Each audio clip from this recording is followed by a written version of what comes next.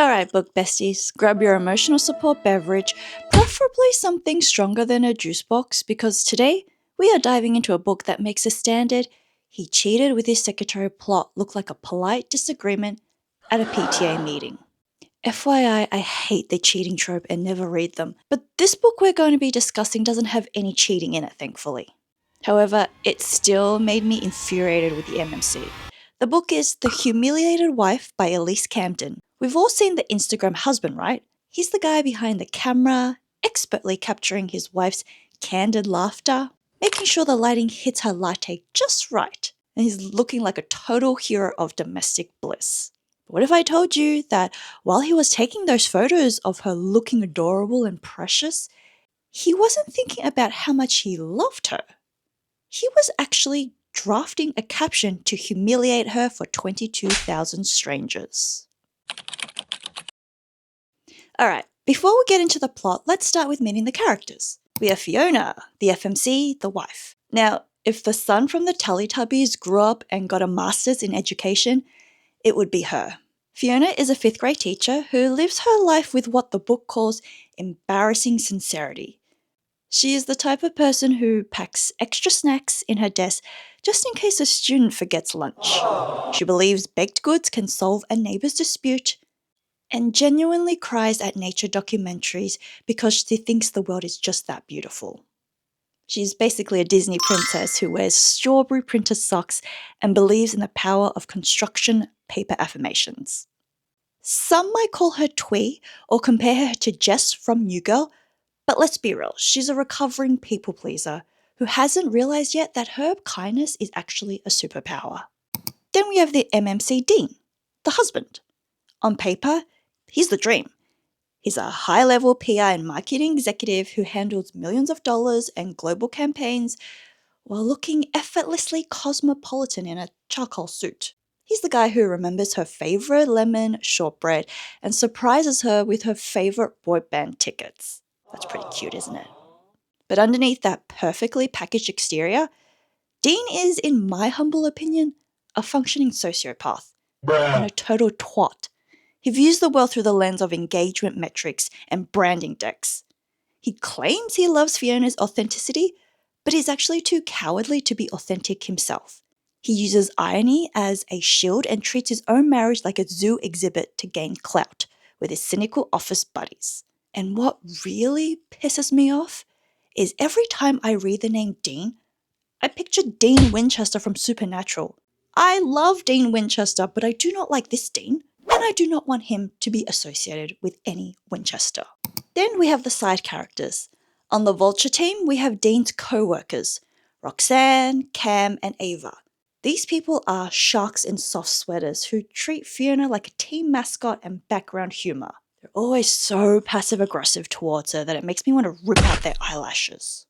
Roxanne, in particular, is the final boss of Mean Girls, with her architectural blazers and a laugh that sounds like glass breaking. Bitch. Then we have Fiona's sister Emma and cousin Marcy. They are the MVPs who live in Sweetwater, bake banana bread for every crisis, and aren't afraid to call Dean a dickhead to his face. They provide the safe cushions Fiona needs when her marriage falls apart. And finally, we have Russell, an older copywriter at the company Dean works at who actually has a soul. He's the guy who shows Dean that a real marriage isn't a branding strategy. Let's begin by looking at the golden era of Fiona and Dean's marriage, or as I like to call it, the Great Domestic Deception. Before the world imploded, Fiona wasn't just in love, she was living in a state of perpetual wifely satisfaction.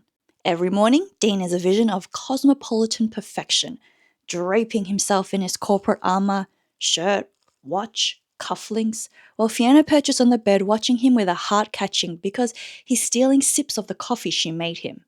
She genuinely feels like she's helping carry him into the day. And Dean?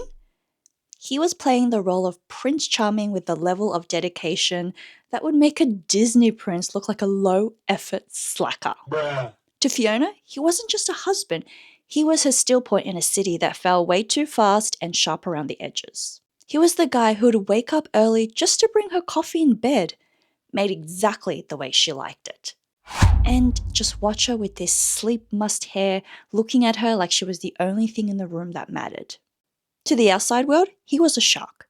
But to Fiona, he was the man who'd hold her through a thunderstorm and whisper that she was brave until she stopped shaking. He made her feel luminous, like her every weird observation was a secret the world was dying to hear. And let's talk about his listening skills. Fiona's sister Emma and cousin Marcy were basically ready to start a religion centered around Dean because, unlike their boyfriends, who have the self-management skills of a teaspoon, Dean actually listened when Fiona talked. He'd catch the tiny parts of her personality she didn't even realize she was giving away. Where she couldn't sleep, he'd just stay there in the dark, tracing slow patterns on her back until her bones felt like liquid and she finally drifted off. But whenever they attend get-togethers with Dean's work colleagues who think they're so cool because they work in marketing, I work in marketing, and hate on people who aren't like them, Dean doesn't defend Fiona against her colleagues. He says nothing to them, but then quietly whispers into Fiona's ear that they're exhausting and that she's doing great and that they're just jealous because she's so real. So it seems like he's being supportive, right? But when they're at Dean's work things, his marketing crowd, the ones who act like knowing Pantone codes makes them better than everyone, Dean doesn't say a word. Stands right there while they talk over Fiona, laugh at the wrong moments, ask her questions they're already bored of. Nothing. Says nothing. Then later in the car, or leaning into her neck at the kitchen counter, he'll go, "You were amazing. They're just threatened by you. You're so real, Fee. They hate it." And she believes him. Bruh. Why wouldn't she? He's the only one saying it. That's the thing. He's not lying exactly, but he's also not protecting her. He's just collecting the credit for noticing. He spent 2 years making her feel luminous and protected while he was actually bottling her weird, lovable brain for the industry to snack on. Fiona was sitting at those tables feeling lucky to have him, completely unaware that she was the evening's entertainment. Okay, put on your seatbelts and grab a bath bag because we've reached the part of the story where the slow-motion car wreck finally hits a brick wall. Fiona is at Dean's work awards night, dressed up, beaming, genuinely proud of this man. His team won. She's in the audience, practically vibrating with it. That specific kind of pride you feel for someone you love, even when the room isn't really for you. Then, the creative director of the company, Richard, who's clearly the final boss of corporate douchebaggery, gets on the mic and decides to give a shout out to Fiona. Okay, so she's confused as fuck. Rightly so. Then people around her go, "Oh my god, you're the Fiona from the account? Dean's account? Ah!" Fangirling, but Fiona is like, WTF. So it turns out that Dean created an account called Shit Fiona Says and has been documenting and mocking everything she says and does to complete strangers. So here are some of the examples of the captions that he's been posting about. She spent her grocery money on a kid who looked sad. This is why teachers stay broke. Babe heard our neighbour arguing with his girlfriend through the wall and left homemade cookies outside their door with a note that said, "Hope your day gets better." She genuinely thinks baked goods solve everything. It's like being married to a Disney princess who never learned how the real world works. Hashtag peak naivety. My wife just spent 3 hours deciding whether 10-year-olds deserve full credit for spelling elephant phonetically. Meanwhile, I closed a 6-figure deal in 30 minutes. See? Absolute douchebag. Now, this account has attracted 22,000 followers and climbing, and all of Dean's work colleagues know about it and follow it. No wonder they treat her like she's beneath them every time she's near. She's not Dean's wife. She's content. Now, why did he do this? Well, clearly this man is subhuman, so I can't even try to explain. But his reasons were because he's a high-flying PR executive who lived for branding decks and engagement metrics, and he realized his actual life was way too wholesome for his wolfish co-workers. Bruh. He felt that being married to a 5th grade teacher who color-coded her lesson plan wouldn't score any points in his cynical, status-obsessed world. So instead of just being a supportive husband, he decided to rebrand his marriage into an advantage by turning his wife into a digital punchline for his industry friends. He also had a massive superiority complex that he fed like a stray cat. In the ugliest corner of his heart, Dean actually enjoyed feeling worldly and sophisticated compared to Fiona's naive observations. He admitted that her innocence made him feel superior, and he weaponized her vulnerability because it made him feel clever and sharp in front of his peers. Bruh. Essentially, he viewed his own marriage as a zoo exhibit or a hunting expedition where he was the only one with a camera. Then there's the algorithm of doom. What started as a private joke among a few D-head buddies quickly turned into a professional obsession because the algorithm rewarded heat. Dean realized that the more controversial or mocking the post, the better it performed. He even kept comments that called his wife a dumb bitch or a moron because it drove the engagement higher. This makes me want to be extra violent towards his nuts. What a prize he is. And if your blood wasn't already boiling, get ready to be even more pissed off. Because Dean's initial reaction after Fiona finds out isn't regret. He makes it like it's a joke. Not a big deal. At least it's not nudes.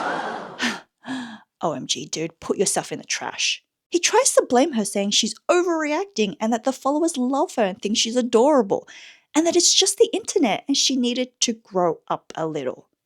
Jail immediately, Dean. Fiona realizes her marriage is over, and she leaves to go stay with her sister and eventually starts the proceedings to file for divorce.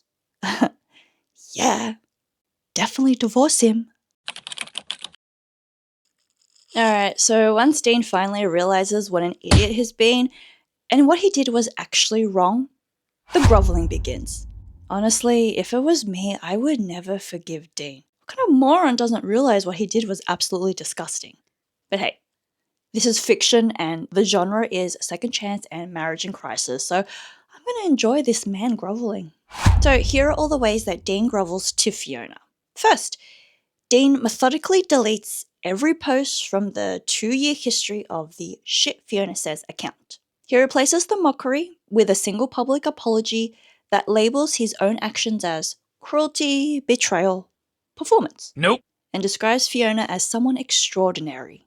Second thing, after realizing he let Fiona drive a beaten-up Honda while he drove a luxury vehicle, he finds her spare keys and swaps the cars. He leaves his high-end car for her to use and takes her rattle-trap life as his own.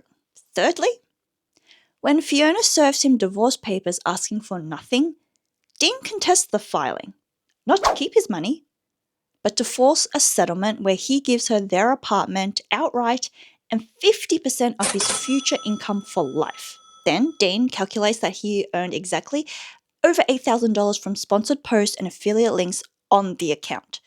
He donates the entire amount anonymously to an anti-bullying fund Fiona supported. Next, he sells his designer watch, which costs more than 3 months of a teacher's salary, and gives the money to the school administration as an anonymous donation specifically for Fiona's classroom supplies and field trips. Also, during a high-level board meeting where his boss Richard is praising the Shit Fiona Says account as genius, Dean finally stands up and calls his colleagues soulless parasites and sociopaths. Finally! He effectively tortures his own career and promotion to defend her dignity. He also works from the shadows to ensure she is safe and comfortable, such as setting up automated monthly transfers, prepaying apartment utilities, and arranging for 6 months of grocery deliveries. And pays the building manager to handle any maintenance requests immediately and keep an eye on her well-being. Dean also meets with Milo and Travis, the partners of Fiona's sister and cousin, and strongly encourages them to stop taking their girlfriends for granted. He coaches them on how to be thoughtful and treat the women Fiona loves with respect, realizing that her family's happiness is essential to her own. He also takes time to learn her calling. He sits on the floor of the apartment and reads through Fiona's professional books and binders on teaching and child development. He takes notes on her meticulously color-coded lesson plans, finally recognizing that her work is a calling that requires more skill than his own career. After he leaves the apartment, he moves into his co-worker Russell's guest room and spends time in the kitchen attempting to bake Fiona's grandmother's cinnamon rolls. Though he admits the results look like a science experiment, he uses the baked goods solve everything philosophy he once mocked to show he finally understands. And then, the final vow.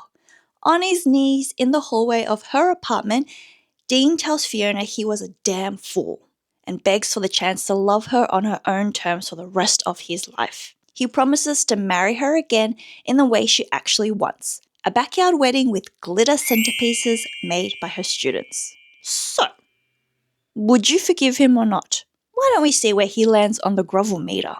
Alright, let's see if Dean actually did enough to be forgiven. In reality, I actually would never forgive him. But this is a fictional book, so let's play along. Alright, first question. How did the apology actually arrive? I would say that a full public declaration. Witnesses and everything, because he actually posted an apology on that awful account that he started. So let's go with that one. Accountability. Did he name exactly what he did wrong? I would say that he named it Own It, No Excuses Attached. I'm not sure if he actually connected it to her pain. Maybe he did. But explain the root cause. No, I don't think he explained the root cause. Not that I'll be honest. I read this book a little while ago, so I'm not 100% clear on it anymore. I'm going to go named it, owned it, no excuses attached. Was the grovel completely unprompted? I don't know if any of these really fit. It's not that it's completely out of nowhere. Of course she was kind of expecting it. I'd say she was clearly waiting. Yep. Fourth question, what was the grand gesture situation? I think this one's easy. Did something genuinely humiliating or costly for himself? Yes. Did he show any emotional vulnerability? I would say yes. I think he did cry. Okay, I'm going to say completely broke open. Did the grovel actually cost him something real? Yeah. I would say his reputation and relationship was something he genuinely valued. Absolutely. How hard did she make it for him? She went through all the way to the divorce. After the divorce, it felt like they just got married straight away. I would say Stonewall. He had to grovel multiple times before she listened. Because he did a lot of things. Oh man, he's looking pretty good now, isn't he? Eighth question, was there visible behavior change after? See, that's hard because it ends with them getting married, so I don't know what happens after they've gotten married. I want to say yes. I want to say that they lived happily ever after, but because we don't know, I'm going to go with some changes shown through action, because we don't really know. Were there witnesses to this grovel? Oh yeah, absolutely. I would say a crowd. Strangers watched this man humiliate himself. Strangers, friends, co-workers. I'm going to go with this one. Did he say it more than once? I would say multiple times, unprompted, across different moments. All right, let's see what he scored. I kind of already know. 90 out of 100. He cooked. This man cooked an entire 5-course meal. He earned it. She made him work. You felt every single moment. Peak grovel content. Well, there you go. What do you think? So, even though I actually enjoy the plot, and I do think that what Dean did was genuinely awful without going down the usual cheating trope, I still only gave this book 2.5 stars. The main issue, the internal monologue, it was so repetitive. Like they were literally thinking the same things every single chapter. And I started to get bored. And honestly, I really wish we got more of a slow burn with the second chance romance. I wanted to see them earn it. Like, start with awkward conversations, slowly rebuild trust, then dating, then marriage. but instead it kind of just jumps there. And I feel like we missed all the good tension. Have you read this book?